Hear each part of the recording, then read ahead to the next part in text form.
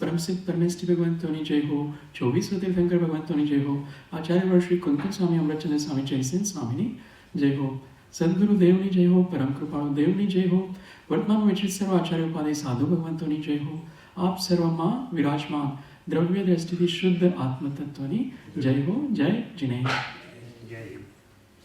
પરમ માંગલિક ગ્રંથ પ્રવચન સારનું આપણે વાંચન કરી રહ્યા છીએ. આજનું સેશન છે ને એ મૌન શિબિરની પ્રેપ માટે ઘણું ઉપયોગી થાય એ રીતનું આપણે રાખ્યું છે. પ્રવચન સાર અને અષ્ટપાવડમાંથી થોડી ગાથો આપણે વાંચીશું અને મૌન દરમિયાન આપણે શું કરી શકીએ એ માટેની થોડી ભાવાત્મક અહીંયા પ્રેરણા આપણે લઈશું કે આપણે આનંદ સાથે 2-3 દિવસ મૌન સાધના કરી શકીએ. સૌથી પહેલાં આપણે વૈરાગ્યની ગાથા લઈએ છીએ અને પછી જ્ઞાન પ્રધાન ગાથાઓ વાંચીશું. તરલાબેન, તમને માઇક ત્યાં સુધી પહોંચ્યું છે? આજે મીનાબેન નથી કદાચ. તરલા કૃષ્ણાબેન બી છે. હા, આપ લેજો, અહીંથી વાંચવાનું છે. થોડા આગળ આવી જાઓ. પહેલાં એ સ્ટાર્ટ કર્યા, આટલા દિવસોથી તમે પરિચિત છો તો આપ આવી જાઓ.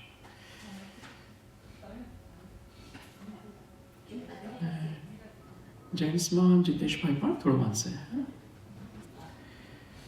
અહીંથી લઈએ છીએ આપણે. જન્મો અનંત વિશે અરે જનની અનેરી અનેરીનો સ્તન દૂધ તે પીધું મહાયશ ઉદધિ જળથી અતિ ગણું. અર્થ હું વાંચી લઉં છું. પછી તલાબેન આગળ આવી જાઓ. વાંધો નહીં, નથી દેખાતું? ઓકે, હા, તો કૃષ્ણાબેન વાંચશે. થોડું મોટું કરું છું. ઓમ. અર્થ: હે મહાયશ, તે પૂર્વોક્ત ગર્ભવાસમાં અન્ય જન્મમાં અન્ય માતાના સ્તનનું દૂધ તે સમુદ્રના જળથી પણ અતિશય અધિક પીધું છે.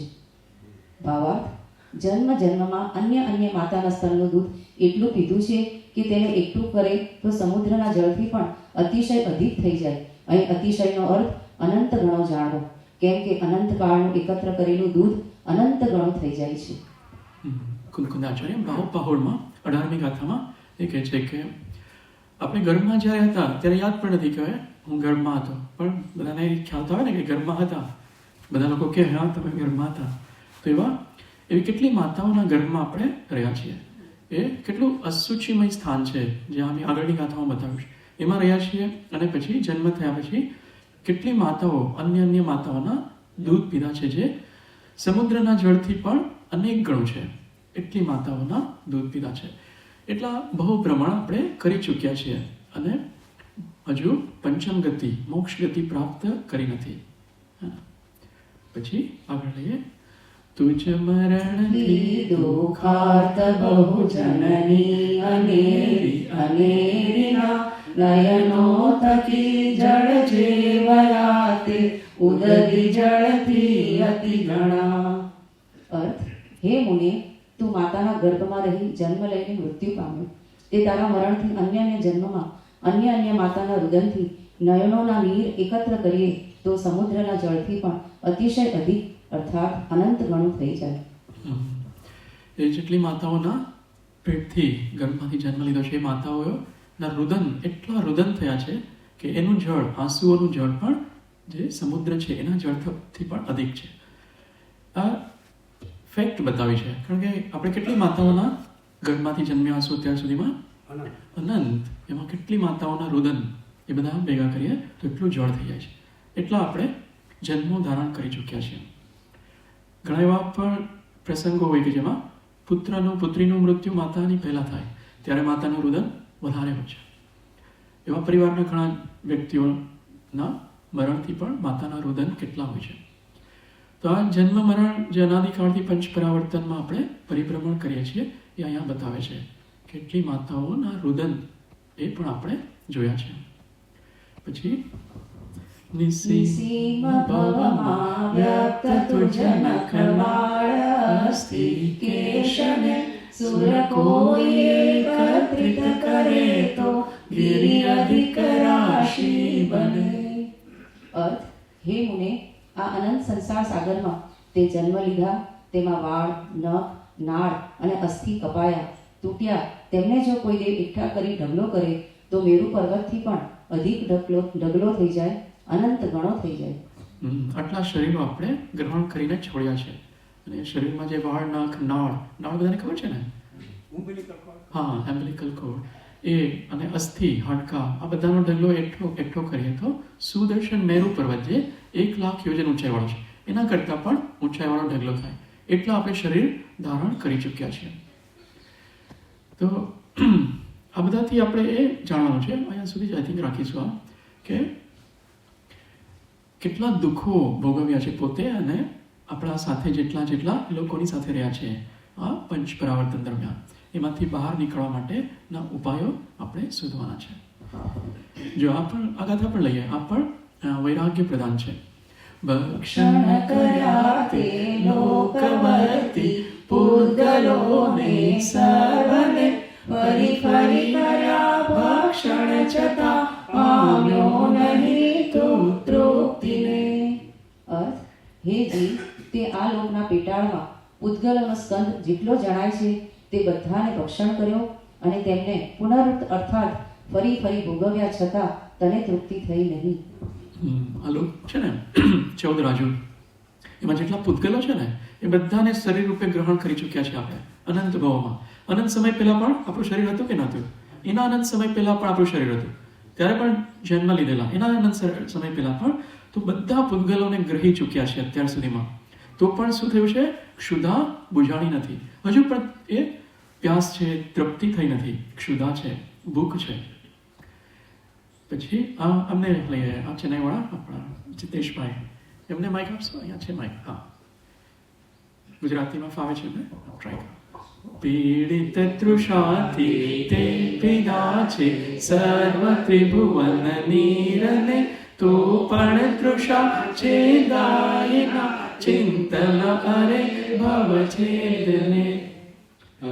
હે જીવ, તે આ લોકમાં તરસની પીડાથી ત્રણેય લોકનું બધું જલ પીધું તો પણ તૃષ્ણાનો નાશ ન થયો, અર્થાત તારી તરસ છીપી નહીં. તેથી તું આ સંસારનું મથન અર્થાત તારા સંસારનો નાશ થાય એ પ્રકારે નિશ્ચય રત્નત્રયનું ચિંતન કર. બધા જલ, 3 લોકમાં જેટલા નીર છે, દેવલોકમાં પણ જલ કાંઈક જીવ છે, ત્યાં પણ નીર છે, નરકમાં પણ છે, મધ્યલોકમાં તો છે અસંખ્ય દ્વીપ સમુદ્ર. એ બધા નીરને આપણે પી ચૂક્યા છીએ, છતાં પણ તૃષા હજુ બુઝાઈ નથી.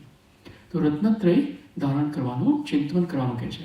રત્નત્રયથી જ આ શરીર છે એનો નાશ થશે, અશરીરી બની શકીશું. સમ્યક દર્શન, સમ્યક જ્ઞાન, સમ્યક ચારિત્ર, વ્યવહાર રત્નત્રય અને નિશ્ચય રત્નત્રય, એના પર ચિંતન કરવાનું કહે છે, જે આપણે પ્રવચન સારમાં એ વિષય લઈશું. આપણે થોડી ગાથાઓ પહેલા રોજ પારાયણ કરીએ છીએ રીતે કરીએ.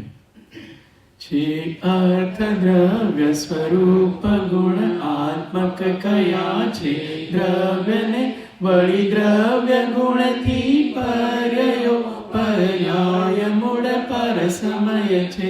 પર્યાય મારત જીવ જે તે પર સમય નિર્દિષ્ટ છે. આત્મ સ્વભાવે સ્થિત જે તે સ્વ સમય જ્ઞાતવ્ય છે. છોડ્યા વિના જ સ્વભાવને ઉત્પાદ વ્યય ધ્રુવયુક્ત છે. વળી ગુણને પર્યાય સહિત જે દ્રવ્ય ભાખ્યું તે અને ઉત્પાદ દ્રવ્ય વિનાશથી ગુણને વિવિધ પર્યાયથી અસ્તિત્વ દ્રવ્ય સર્વદા જે દેહ દ્રવ્ય સ્વભાવ છે. વિધ લક્ષણીનું સર્વગત સત્વ લક્ષણ એક છે. એ ધર્મને ઉપદેશતા જીનવર વૃષભ નિર્દિષ્ટ છે. દ્રવ્યો સ્વભાવે સિદ્ધને સતતત્વતઃ શ્રીજીનો કહે. એ સિદ્ધ છે આગમ થકી માને ન તે પર સમય છે. દ્રવ્યો સ્વભાવ વિશે અવસ્થિત તેથી સત સૌ દ્રવ્ય છે. ઉત્પાદ દ્રવ્ય વિનાશયુક્ત પરિણામ દ્રવ્ય સ્વભાવ છે. ઉત્પાદ ભંગ વિના નહીં, સંહાર સર્ગ વિના નહીં. ઉત્પાદ તેમજ ભંગ દ્રવ્ય પદાર્થ વિણવર્તે જ દ્રવ્યની સંહાર વર્તે પર્યય તે પર્યયો દ્રવ્ય નિયમથી સર્વ તેથી દ્રવ્ય છે. સુધી પારાયણ કરી જે લોકો પહેલા આ ક્લાસ હમણાં નહોતો જોઈન કર્યો, 1 મહિનાથી આપણે રેગ્યુલર વાંચીએ છીએ, તો આમાં એ કહે છે કે જે પદાર્થ છે, પદાર્થ એ દ્રવ્ય સ્વરૂપ છે અને દ્રવ્ય છે એ ગુણાત્મક છે અને દ્રવ્યના ગુણથી પર્યાયો ઉત્પન્ન થાય છે. દ્રવ્યમાંથી દ્રવ્ય પર્યાય ઉત્પન્ન થાય છે. જેમ કે આપણી મનુષ્ય પર્યાય છે એ દ્રવ્ય પર્યાય છે, અસમાન જાતિ દ્રવ્ય પર્યાય છે. સિદ્ધ ભગવાનની પર્યાય છે સમાન જાતિ દ્રવ્ય પર્યાય છે. એટલે ગુણો છે આત્મામાં, જીવ દ્રવ્યમાં ગુણો છે, જ્ઞાન, દર્શન, સુખ, વીર્યાદિ, એમાંથી પણ પર્યાયો ઉત્પન્ન થાય છે. આ દ્રવ્ય ગુણ પર્યાયનો સમૂહ છે એ પદાર્થ છે. હાજી, હા. બીજી 94મી ગાથામાં બીજી લાઈનમાં સ્વપ સમય એટલે સ્વ સમય હોય? હા, સ્વ સમય છે. એટલે સ્વ ટાઈપો છે. હા, વધારાનો. એને આ જે જેટલા શબ્દો એક ગાથામાં હોય છે એને પૂરા કરવા માટે એક એક્સ્ટ્રા અક્ષર છે. તો આ રીતે દ્રવ્ય ગુણ પર્યાય છે એ પર્યાયમાં જે મૂળ જીવ છે કે હું જ મનુષ્ય છું એને પર સમય કીધો છે. જે ખાલી પર્યાયને જ જોવે છે કે મનુષ્ય બને કે કીડી બને, હાથી બને, એ જ હું છું, એ પર સમય મૂળ છે, મિથ્યા દ્રષ્ટિ જીવ છે. અને જે દ્રવ્ય ગુણ અને પર્યાયનો સમૂહ એ હું છું એવું જેને શ્રદ્ધામાં છે એ સ્વ સમય સમ્યક દ્રષ્ટિ જીવ છે અને જીવ આત્મ સ્વભાવમાં રહે છે. દ્રવ્ય કેવું છે? પોતાના સ્વભાવને છોડતું નથી અને ઉત્પાદ બે દ્રવ્ય રૂપ છે. એના જે ગુણો છે એમાંથી વિવિધ પર્યાયો ઉત્પન્ન થાય છે. જ્ઞાન દર્શનમાંથી મતિ જ્ઞાન, શુદ્ધ જ્ઞાન આદિ, ચક્ષુઓ દર્શન આદિ પર્યાયો ઉત્પન્ન થાય છે. જીવ છે અને બધા દ્રવ્યો છે એમાં બે અસ્તિત્વ બતાવ્યા છે. એક સ્વરૂપ અસ્તિત્વ અને બીજું સાદૃશ્ય અસ્તિત્વ. સ્વરૂપ અસ્તિત્વ છે એ આ ઉત્પાદ દ્રવ્ય વાળું જે દ્રવ્યનું અસ્તિત્વ છે ને, જેમાં ગુણ ને પર્યાયો છે, એને સ્વરૂપ અસ્તિત્વ કહેવાય છે. સાદૃશ્ય અસ્તિત્વમાં બધા દ્રવ્યોમાં જે સર્વગત છે, કોઈ ગુણ બધામાં સામાન્ય છે, કોમન હોય છે, એને સાદૃશ્ય અસ્તિત્વ કહેવાય છે. તો અહીંયા આપણે જે સ્વરૂપ અસ્તિત્વ છે એના પર ઘણી બધી ગાથાઓ આપણે વાંચી છે. એમાં પર્યાયો છે એનો સ્વભાવ કેવો છે? સંહાર થાય અને પછી એનો ઉત્પત્તિ થાય. તો જે એનો સંહાર થયા વગર એનો ઉત્પત્તિ થતી નથી, ઉત્પાદ થતું નથી. જેમ કે દેવ પર્યાયમાં માની લો પૂર્વભાવમાં હતા, એનો સંહાર થયો, એનો વ્યય થયો, ત્યારે આપણે મનુષ્ય પર્યાયમાં આવ્યા. એ રીતે 10 મિનિટ પહેલા જે પર્યાયો હતી, આપણા જે ભાવ હતા, એનો વ્યય થયો ત્યારે અત્યારની પર્યાયો ઉત્પન્ન થઈ. એક સમય પહેલા જે પર્યાય હતી એનો વ્યય થયો ત્યારે નવી પર્યાય ઉત્પન્ન થઈ. એવો પર્યાયનો સ્વભાવ છે. દરેક સમયે ઉત્પાદ અને વ્યય સ્વરૂપી છે. એટલે દ્રવ્યને ત્રિક દ્રવ્ય કહ્યું છે, જેમાં ઉત્પાદ અને વ્યય નિરંતર થયા રાખે છે અને દ્રવ્ય દ્રવ્ય સ્વભાવવાળું છે. દ્રવ્યનો ક્યારેય નાશ થતો નથી. દ્રવ્ય કેવું છે? ટકાઉ છે, અવિશિષ્ટત્વ સત્વ છે, જેનો કોઈ દિવસ નાશ જ ન થાય. આપણું દ્રવ્ય એવું છે કે આ બધી પર્યાયમાંથી, ચારેય ગતિની પર્યાયમાંથી આપણે પસાર થયા છીએ, પણ આપણું દ્રવ્ય ક્યારેય નાશ થયું નથી. કારણ કે એનો સ્વભાવ એવો છે. કોઈ પણ દ્રવ્ય હોય, આપણું આ શરીર બાળી નાખશે તો આ એકેય આમાંથી પરમાણુ છે એનો નાશ થશે? એકેયનો નાશ નહીં. બધા એનો પર્યાય બદલાઈ જશે. અત્યારે સફેદ હોય કે પીળું લીલું હોય, એ બધા અલગ અલગ વર્ણ થઈ જશે, પણ એક પણ પરમાણુનો નાશ થશે નહીં. એવી જ રીતે જીવ દ્રવ્યનો નાશ ક્યારેય પણ થશે નહીં. એ બધામાં જીવ છે એ ધ્રુવ રૂપે છે, નિત્ય છે, પર્યાયો અનિત્ય છે. અને આપણે પિક્ચરથી જોઈએ, જે ગઈકાલે ગાથાઓ અહીંયા સુધી વાંચેલી, એમાં મહાવીર ભગવાનનો પૂર્વભાવ બતાવ્યો હતો. કયો બતાવ્યો હતો? મારીચ. તો મારીચથી મહાવીર સુધીની બધી પર્યાયો છે એમાં એ જીવ છે એ એકનો એક છે. જીવ બદલાયો નથી. એને શુભ અશુભ ભાવ કરવાથી અનેક પર્યાયો, અસંખ્યાત પર્યાયો એની પસાર થઈ ગઈ, પરંતુ એ જીવ દ્રવ્ય એનું એક છે. એ આપણે ફોટોમાં જોયેલું, થોડો ડિલે આવે છે, પણ આ મારીચનો જીવ છે, દેખાય છે થોડું, હે ને? અવો વેશ ધારણ કરેલો. ત્યારે આદિનાથ ભગવાને કહ્યું હતું કે આ ભાવિ તીર્થંકર 24માં તીર્થંકર બનશે. તો એ 20 કોડાકોડી સાગરનો સમય વચ્ચે વીતી ગયો. એ મિથ્યાત્વ દશામાં ત્યારે હતા મારીચ વખતે, અને પછી એને અનેક ભાવ ભ્રમણ કર્યા, પણ જીવ એકનો એક જ છે એ અહીંયા કહેવામાં આવે છે. જીવ દ્રવ્ય બદલાયું નથી, એની પર્યાયો બદલાણી છે. તો આ બધી ગાથાઓ આપણે વાંચી ચૂક્યા છે. પછી અસતનો ઉત્પાદ. અસતનો ઉત્પાદ એટલે શું? આપણે કયો શબ્દ વાપરેલો? અસત ઉત્પાદ અને સત ઉત્પાદ. અસત ઉત્પાદ એટલે શું? હા, જે પર્યાય પેલા હતી નહીં એની ઉત્પત્તિ થઈ એને અસતનો ઉત્પાદ કહે છે. અને સતનો ઉત્પાદ એટલે હા, દ્રવ્ય જે જીવ દ્રવ્ય છે એ તો એ છે જ, એટલે એનો સત ઉત્પાદ છે, હતું જ, એટલે એને સત રૂપે ઉત્પાદ કીધો છે. એ બે શબ્દો આ ગાથામાં આપણે જોયેલા. પછી સપ્તભંગી આપણે ગઈકાલે સંક્ષેપમાં જોયેલી, અને એક નહીંથી આપણે કોઈ પણ વસ્તુને જોવી હોય તો આ સપ્તભંગીથી જોઈ શકીએ છીએ. પછી આ ગાથા આપણે લીધેલી 116, એમાં એ જોયેલું કે આ જીવની ક્રિયા છે બધી એ નિષ્ફળ જતી નથી. આ બધા આપણે શુભ અશુભ ભાવ કરીએ છીએ ને, અથવા રાગદ્વેષ ભાવ, સંકલ્પ વિકલ્પ, એ ક્રિયા નિષ્ફળ જતી નથી. એનાથી શું થાય છે? નવા નવા પર્યાયો ઉત્પન્ન થાય છે. અત્યારે આપણે બધા બેઠા છીએ, એમાં બધાના ચહેરા જુદા જુદા શા માટે છે? કર્મ છે. હા, પણ એ નામકર્મ શા માટે જુદા જુદા છે? બધાના બધા જુદા જુદા ભાવો કર્યા છે, એટલે બધા જીવ જુદા જુદા દેખાય છે. કોઈનો ભાવ એક સરખો નથી. દરેક સમયે બધાએ જુદા જુદા ભાવ કર્યા છે. એને લીધે જુદા જુદા પ્રકારના શરીર મળે છે. જુદા જુદા ઇન્ટરેસ્ટ કહીએ, શોખ કહીએ, હોબીઝ કહીએ, એ પણ બધાની જુદી જુદી છે. કારણ કે બધાએ પૂર્વભાવમાં અલગ અલગ ભાવો કર્યા છે. એના ફળ રૂપે આ વિવિધતા છે. અને ચૈતન્ય પરિણતિ આત્માની ક્રિયા કરીશું તો આપણે શુદ્ધ આત્મદ્રવ્યને પ્રાપ્ત કરીશું. મોહ સહિત ક્રિયાથી મનુષ્ય આદિ પર્યાયો રૂપ ફળ નિપજે છે. એ કોઈ દિવસ અફળ નથી જતું. જે પણ ક્રિયા કરીએ છીએ મન વચન કાયાની, એ કોઈ દિવસ અફળ જતી નથી. એનું ફળ હંમેશા મળે છે. આત્મસિદ્ધિના ચોથા પદમાં સરસ કીધું છે બધું. હા હા, ચોથા પદમાં સર્વક્રિયા સફળ છે. હા, સફળ છે. એટલે એનો નિયમથી ફળ આવે છે. જેવા ભાવ કરીએ એવું એનું ફળ આવે છે. પછીની ગાથાઓ છે, હું એવું વિચારું છું કે આપણે જે શિબિર માટે જે મૌન છે ને, એ સંબંધી ગાથા લઈએ. તો આ બધી ગાથાઓ છે, એમાં અલગ અલગ દ્રવ્યગુણ પર્યાયનું સ્વરૂપ બતાવ્યું છે. એમાંથી આપણે આ 123 ગાથા લઈએ છે. 123, 24, 25 એ ગાથાઓ લઈએ. આમાં હું પ્રોજેક્ટ કરું છું. 123 આવશે. હા, પ્રાકૃતમાં લો. પરિણમતી. હા, પરિણમતિ ચેતનાએ આદા પુણ ચેતનાતિદાભિમદા સા પુણનાણે કમ્મે ફલ્લમ વિવા કમ્મણો ફળિદા. બધા સાથે.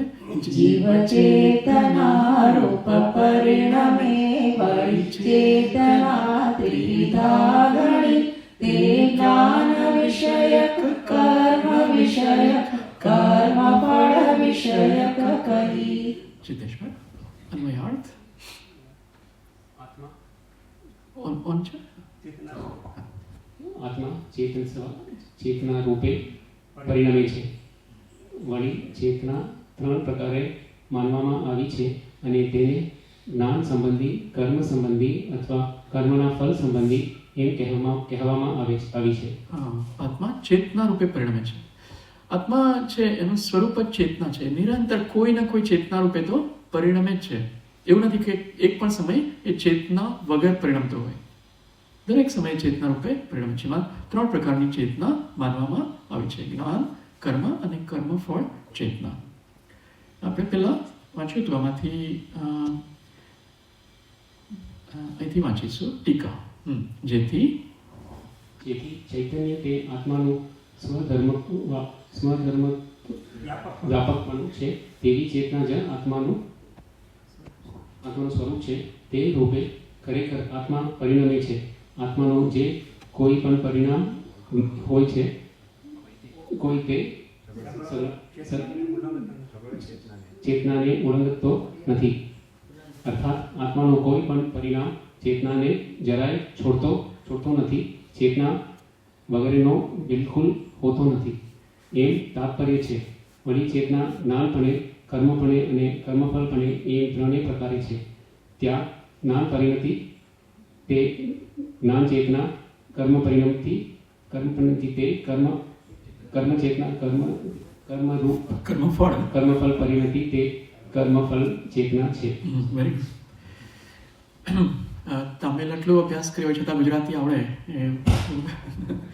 મોદનીય છે. તો આપણે પહેલા કર્મચેતના લઈએ. તો કર્મચેતના કોને કહીશું? કર્મચેતના કોને કહેવાય? હા, આપણે આખો દિવસ કેવા ભાવ કરીએ છીએ એને આપણે કર્મચેતના કહીશું. શું? રાગદ્વેષ. હા, જે કંઈક કરવું છે એવા ભાવ છે ને, એ કર્મ ચેતના. કંઈક ઈચ્છા છે, આવું કરીએ, આમ કરીએ, પેલું કરીએ, આવું થઈ જાય તો સારું, પેલું થઈ જાય તો સારું. આ બધી ઈચ્છાઓવાળા ભાવ છે એ કર્મ ચેતના છે. અને કર્મફળ ચેતના કોને કહીશું? બધા ખાલી અવધાય ભાવે વધે. એ કર્મફળ, એનું ફળ મળે છે. કર્મ પણ છે. હા, એને ફળ કરવું. ઉદય કરવું. ના જે ફળ મળ્યું છે એ પ્રમાણે વર્તન કરવું એટલે એમાં એ વાપરવું. જેમ કે કીડી છે તો એની પ્રમાણે કર્મફળ ચેતના છે. કર્મફળ કીડી છે અને કર્મફળ ચેતના. એ કીડીને શું થાય તો કર્મફળ ચેતના કહેવાય? કીડીનું દ્રષ્ટાંત લો કે મનુષ્ય કોઈ બી દ્રષ્ટાંતમાં કર્મફળ ચેતના આપણે કોને કહીશું? ભોગવે. જે ફળ મળે છે એ ભોગવે. કેન્દ્રિય મળે તે કેન્દ્રિય રીતે ભોગવે. આગળ કામ ન કરી શકે. હા, એ સુખ દુઃખનું જે વેદન કરીએ છીએ ને, આપણને ઠંડી લાગે, ગરમી લાગે એનું વેદન છે, હે ને? એ રીતે ભૂખ તરસનું વેદન છે. એ રીતે આ માનસિક સુખ દુઃખનું વેદન પણ હોય છે. કશાયના સુખ દુઃખનું વેદન પણ હોય છે. એ બધી કર્મફળ ચેતના છે. ક્યારેક બી ક્રોધ આવે અથવા કંઈક અણગમવી વસ્તુ થાય તો આપણને કંઈક ભોગવટ આવે, એ કર્મફળ ચેતના છે. ત્યારે કર્મનો ઉદય હોય છે. હા, તો એને દુઃખ જે છે ને ક્ષુધાને લીધે કીડીને, એ કર્મફળ ચેતના છે. અને કીડીને એવી ઈચ્છા થાય કે હું આ સાકર ખાઈ લઉં, કે એને સુગંધ બી આવે ને, 3 ઇન્દ્રિય છે, તો એને જે ઈચ્છા થાય છે એ કર્મ ચેતના છે. કીડીને પણ 3 ચેતના છે, અભય ચેતના હોય છે, પણ સમ્યક દ્રષ્ટિને જ જ્ઞાન ચેતના શરૂ. હા, એક ઇન્દ્રિયથી 4 ઇન્દ્રિયવાળા જીવને કઈ કઈ ચેતના હોય? હા, કર્મફળ. એક ઇન્દ્રિયને કર્મ ફળ છે. માત્ર કર્મફળ એટલે ના કર્મ ચેતના. મન વગરનું અસંગિત છે એટલે કર્મ ફળ ચેતના જ હશે. હા, પ્રધાનતાથી કર્મફળ ચેતના છે. પણ એને પણ કશાય જે થાય છે ને તો એ કર્મ ચેતના પણ એટલે અસંગિત પંચેન્દ્રિય સુધી નિગોતી બધાને કર્મ ફળ ચેતના જ હોય છે. એટલી એટલે મન નથી એટલે કેવી રીતે કર્મ ચેતના હોય? પ્રધાનતાથી બતાવ્યું છે. જો આમાં ચેતના છે ને, આ બધા ગ્રંથોનું કમ્પાઇલેશન છે 3 ચેતના પર, હે ને? 3 ચેતના પહેલા ડિફાઇન કરી છે જિનેન્દ્ર વાણીજીએ. જિનેન્દ્ર સિદ્ધાંત કોશ આપણે અત્યારે જોઈ રહ્યા. હું થોડું ઝૂમ કરીશ. જો અહીંયા લખ્યું છે, मिथ्या दृष्टि को कर्म और कर्म फल चेतना होती है. त्रस्थावर आदि की अपेक्षा तीनों चेतना का स्वामित्व. त्रस्थावરમાં પણ 3 ચેતનાને અપેક્ષાથી બતાવી છે, સ્થાવરમાં પણ બતાવી છે. પછી જો આ મુખ્ય છે જ્ઞાન ચેतना, બીજા નંબરનો પોઈન્ટ દેખાય છે ને? જ્ઞાન चेतना सम्यक दृष्टि को ही होती है, है ना? બરાબર. અને જે ત્રસ્થાવર છે એની ચેतना, એ પ્રશ્ન અહીંયા ક્લિક કરીએ એટલે ત્યાં લઈ જશે. सर्व स्थावर जीव वास्तव में कर्मफल को वेदते हैं. त्रस कर्म और कर्मफल इन 2 चेतनाओं को वेदते हैं और प्राणित्व का अतिक्रम कर गए हैं ऐसे केवल ज्ञानी ज्ञान चेतना को वेदते हैं. मुख्य रूपे ज्ञान चेतना केवल ज्ञानी ने बतावी છે. સૌથી શુદ્ધ જ્ઞાન ચેતના કેવળ જ્ઞાની અને સિદ્ધ ભગવાનને બતાવે છે. સમ્યક દ્રષ્ટિને આંશિક રૂપે જ્ઞાન ચેતનાનો વિકાસ થયો છે. સ્થાવર જીવમાં આપણે કહ્યું મહેન્દ્રભાઈ રીતે મુખ્ય રૂપે કર્મફળ ચેતના બતાવે છે. જો અહીંયા લખ્યું છે ને, સર્વ સ્થાવર જીવ વાસ્તવમાં કર્મફલ કો વેદતે. એને એ હમણાં અહીંયા ઠંડી પડે છે રાત્રે, તો આ ઝાડને શું થતું હશે? ઠંડીને લીધે સુખ દુઃખનું વેદન, એને ઠંડીનું દુઃખનું વેદન થતું હશે ને? આ બધા પ્રાણીઓ છે અહીંયા, ઘણા બધા મોરને જોઈએ ને પાર્ક મુકુંદ વાટિકા આદિમાં, બીજા બી પક્ષીઓ હોય છે, એને પણ રાત્રે કેટલી ઠંડી લાગતી હોય છે. એક કર્મફળ ચેતનાને વેદે છે. આપણે બધા શું કરીએ? બ્લેન્કેટ ને રજાઈ ઓઢી લે. એ ક્યાં ઓઢે છે? એ સુખ દુઃખનું, આ દુઃખનું કેટલું વેદન કરતા હોય છે. એ બધી કર્મફળ ચેતના છે. હા, કર્મફળ ચેતના છે. ભોગવવું જ પડે. કર્મ બાંધ્યા છે ને, એને એ ભોગવવા પડે. એની નિર્જરા કરવા માટે એની પાસે એટલું જ્ઞાન નથી કે નિર્જરા કરીને કર્મ ભોગવ્યા વગર જ એને ખેરવી શકે. અકામ નિર્જરા થાય. હા, એને અકામ નિર્જરા. આપણામાં એ સંયમ આદિ લઈએ તો આપણી જે ગુણશળી આદિ નિર્જરા આપણે કરી શકીએ છીએ, આપણે કરીએ તો, પણ એને તો એ ભોગવવા જ પડે, કારણ કે એ કર્મની નિર્જરાય નહીં કરી શકે. ઉદયમાં આવે છે પર્યાયગત કર્મો ભોગવવા પડે છે.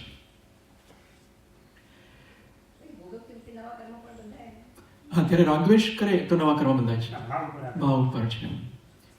ક્ષમતા ભાવથી ભોગવી લે તો નવા નહીં બંધાય. દિગંબર મહાત્માને ઠંડી ગરમી તો સાહેબ લાગતી જ હોય છે ને, એ કેવી રીતે વેદે છે? હા, આપણો પ્રશ્ન છે કે દિગંબર મુનિ મહારાજ છે, એમને લગ્ન અવસ્થામાં અને કોઈ પણ આ ઉપકરણો નથી વાપરતા જે આપણે વાપરીએ છીએ, તો એમને ઠંડી ગરમી છે એને કઈ રીતે વેદે છે? તો એ શરીરને પોતાનું નથી માનતા, એ સમ્યક દ્રષ્ટિ જીવ હોય છે મુનિ મહારાજ. આપણે સામાન્ય કથન લઈએ જ તો એ પોતાના જે ચૈતન્ય સ્વભાવમાં રહે છે અથવા જ્ઞાન દર્શન ઉપયોગમાં રહે છે, સમતા ભાવમાં રહે છે, શાંત ભાવમાં રહે છે, એ બધા આત્માના ગુણોમાં રહે છે. એટલે એનો ઉપયોગ શરીર તરફ નથી, અથવા શરીર તરફ ઉપયોગ જાય તો પણ એમાં એ રાગદ્વેષ નથી કરતા, એ સમતા ભાવમાં રહેવાનો એમને અભ્યાસ હોય છે. તો એ શરીરમાં જે ઠંડી ગરમી ભૂખ તરસ છે એને સહજ એ પરીક્ષાઓને જીતી શકે છે. આત્માના બળથી, આત્મ સ્વભાવમાં ના અવલંબનથી એ જીતી શકે છે આ બધા પરીક્ષાઓને. પ્રવર્તમાન આત્મા તરફ જ હોય છે, આત્મલક્ષી. હા, આત્મલક્ષી સાધના મુખ્ય રૂપે મુનિ મહારાજની હોય છે. જોવામાં સમ્યક દ્રષ્ટિ, આપણે આ ચેતના તરફ આવીએ, જ્ઞાન ચેતના. તો એમાં લખે છે, આ પંચાધ્યાયમાં છે, બીજા પણ ગ્રંથોમાં આ બધા રેફरेंसेस મળશે. निश्चय से वह ज्ञान चेतना सम्यक दृष्टि जीव के होती है, क्योंकि मिथ्यात्व का उदय होने पर उस आत्मोपलब्धि का होना असंभव है. इसलिए वह ज्ञान चेतना मिथ्या दृष्टि जीव के किसी भी अवस्था में नहीं होती.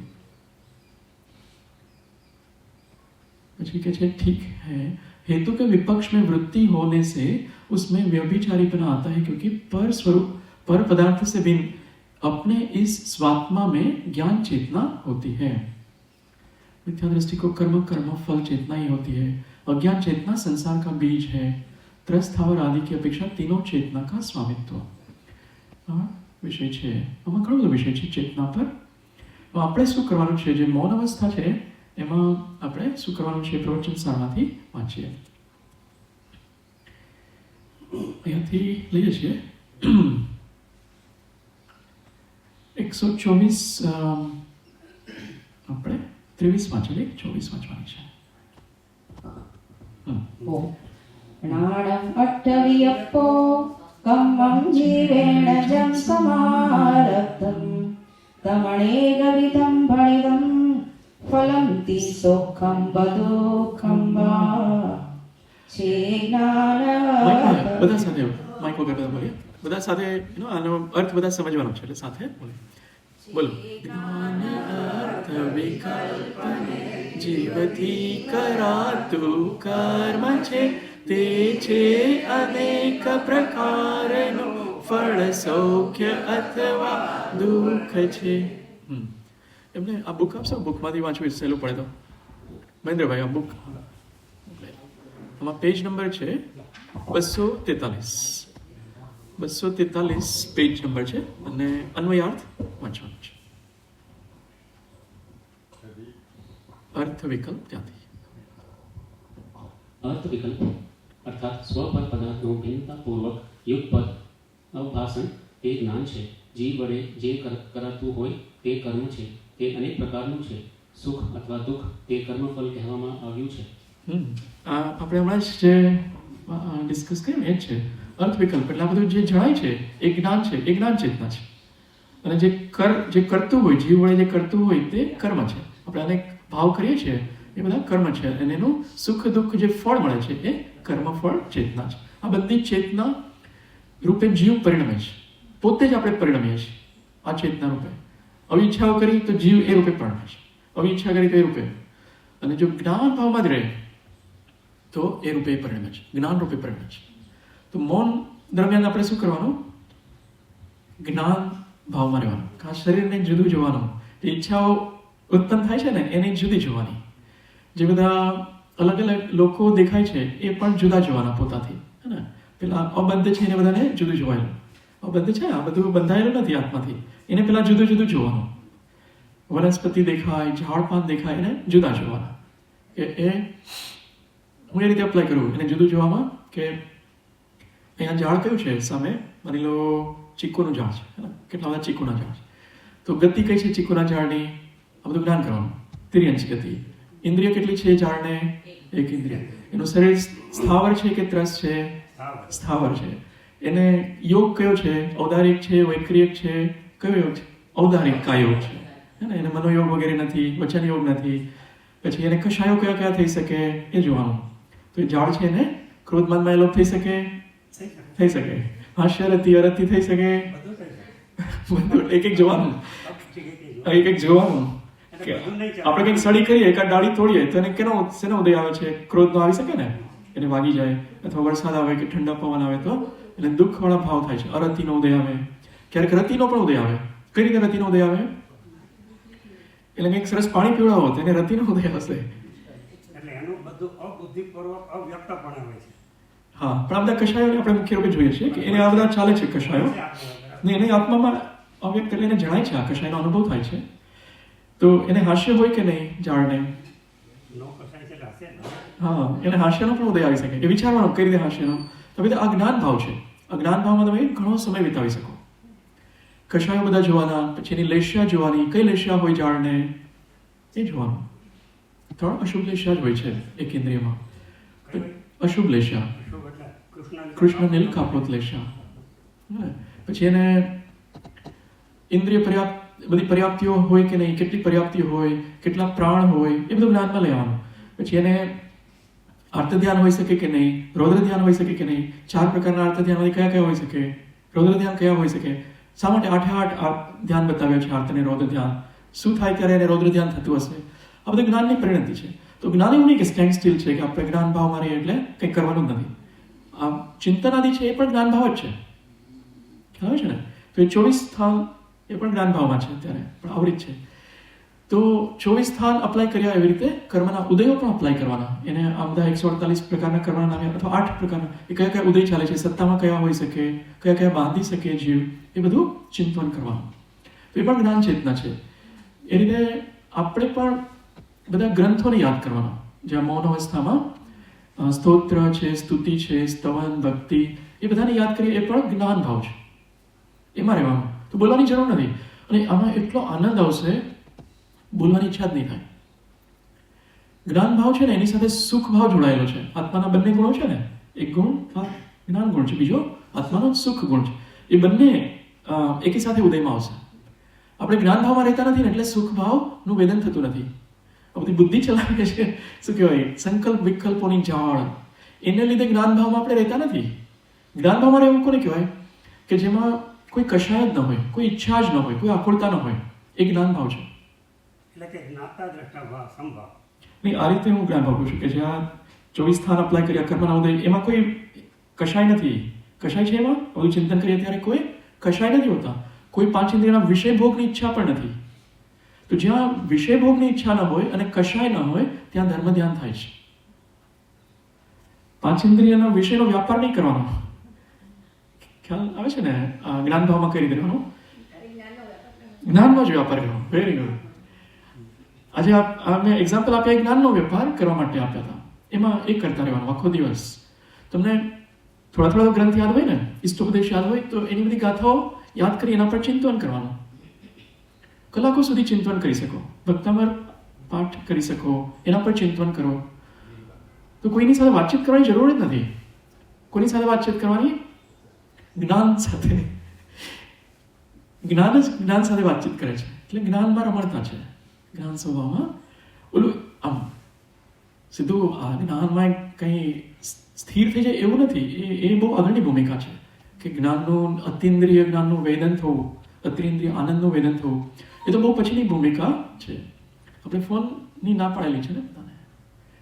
રોજ સૂચના પામવા છે, કોઈ ફોન લઈને અહીંયા નહીં આવું અથવા ફોન બંધ કરીને રાખો. એ ભૈયાજીએ એવી સૂચના આપી, નહીં તો એ એકાશન કરશે. હું પણ એકાશન કરીશ. ઘણા ટાઈમથી આપણે સૂચના રાખી છે. તો જ્ઞાન ભાવમાં રહેવાનો આ 3 દિવસ આપણે પુરુષાર્થ કરવાનો છે. એ જ અહીંયા બધું બતાવ્યું છે આપણી ગાથામાં.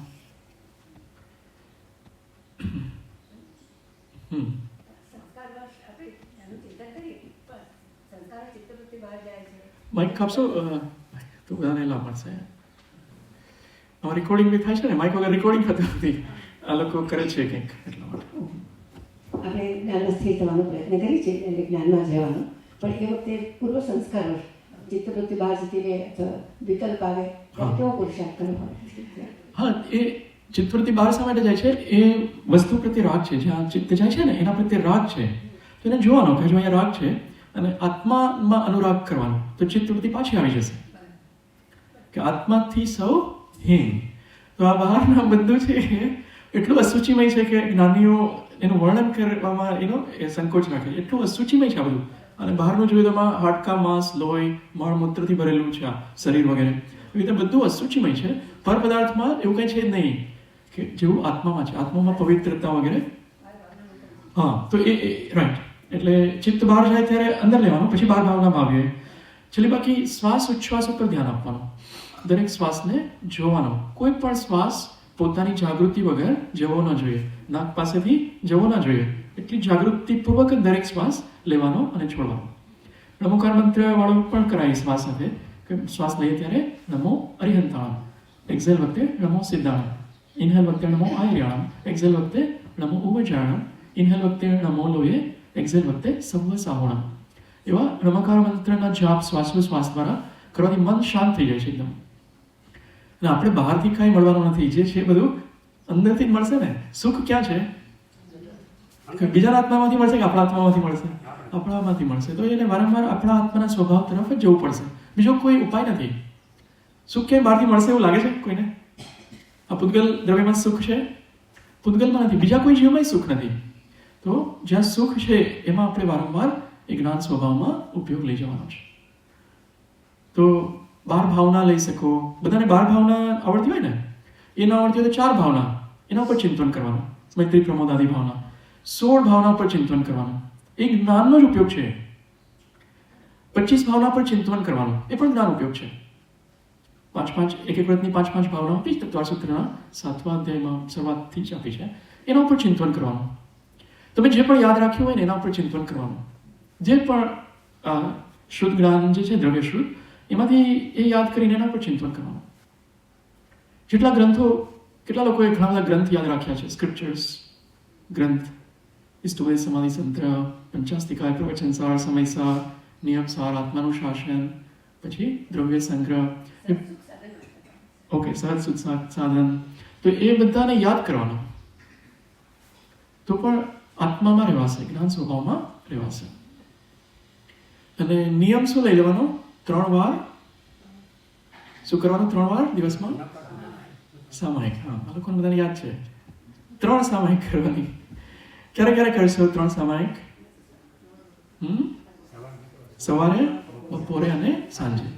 એટલે બાકીના બધા પ્રોગ્રામ હશે એ બધા એટેન્ડ કરવાના હોય. તો સવાર, બપોર, સાંજ જે વચ્ચેનો સમય છે એમાં સામાયિકમાં આપી દેવાનો, તો એ સહજ મૌન રહેશે ને.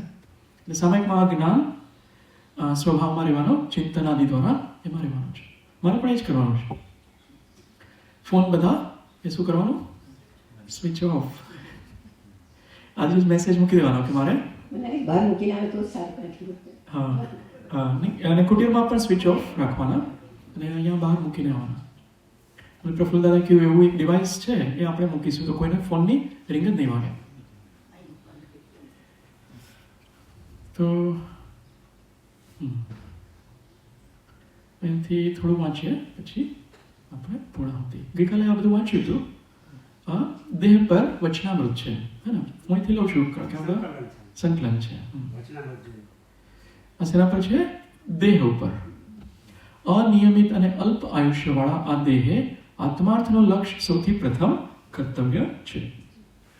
આપણું કેટલું અલ્પ આયુષ્ય છે ખબર નથી, કાલ પડશે કે નહીં, એવું આ જીવન છે. તો આત્માર્થના લક્ષ્ય એને વાપરવું એ પ્રથમ કર્તવ્ય છે. કોઈ પણ જીવને અવિનાશી દેહની પ્રાપ્તિ થઈ એમ દીઠું નથી, જાણ્યું નથી તથા સંભવતું નથી, અને મૃત્યુનું આવવું અવશ્ય છે એવો પ્રત્યક્ષ નિસંશય અનુભવ છે. તેમ છતાં પણ આ જીવ તે વાત ફરી ભૂલી જાય છે, એ મોટું આશ્ચર્ય છે. એવું લાગે છે કે હું તો અજરામર છું.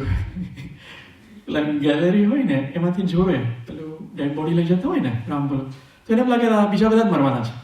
એને એ ખબર નથી કે મારું બી આ રીતે વારો આવવાનો છે. એ નિરંતર જાગૃતિમાં રહેવું જોઈએ, તો એ નિત્ય એવો જ્ઞાન સ્વભાવ, ચૈતન્ય સ્વભાવમાં રહી શકીશું. જે સર્વજ્ઞ વિતરાગને વિશે અનંત સિદ્ધિઓ પ્રગટી હતી, તે વિતરાગે પણ આ દેહને અનિત્ય ભાવી દીઠો છે. તો પછી બીજા જીવો કયા પ્રયોગે દેહને નિત્ય કરી શકશે?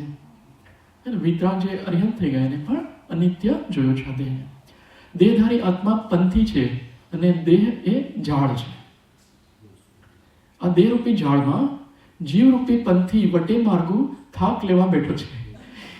તેથી પંથી ઝાડને જ પોતાનું કરી માને એ કેમ ચાલે?